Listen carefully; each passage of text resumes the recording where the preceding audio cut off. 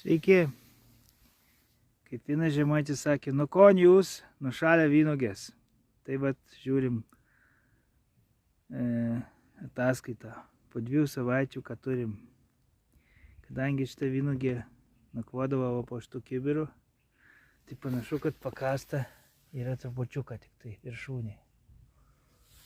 O šita vynuogė yra nušalus visiškai, kadangi spėju, kad iki jos nedaėjo šiltas oras.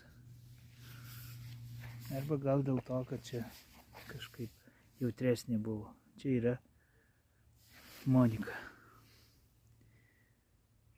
3 vasara jai. Bet vienas va pampuriukas matau gyvas.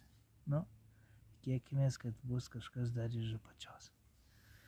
Vat žiūrint į viršų turime ir gražesnių vaizdų. Va čia va pašalę biškį. Pašalę, bet čia iš seniau, ko gero. Vat. Čia pašalę viršūnėlės, nes rėmėsi ko gero į plėvelę trupučiuką. Va.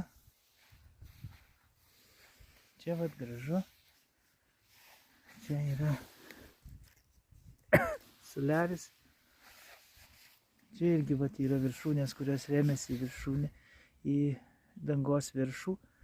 Ir biškį gavo šaltuko.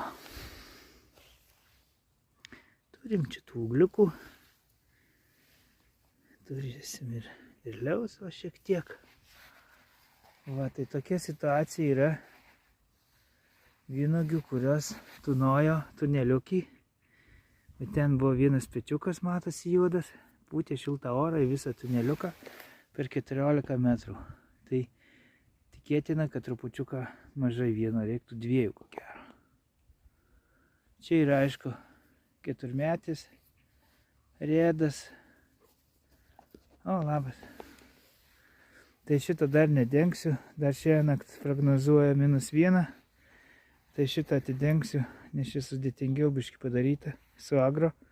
Nu ir ant viršaus eina va šita danga, dabar jinai vėjo biškį sukuista, tai vakare, kai nutyla vėjas, mes ją užtiesim ant viršaus.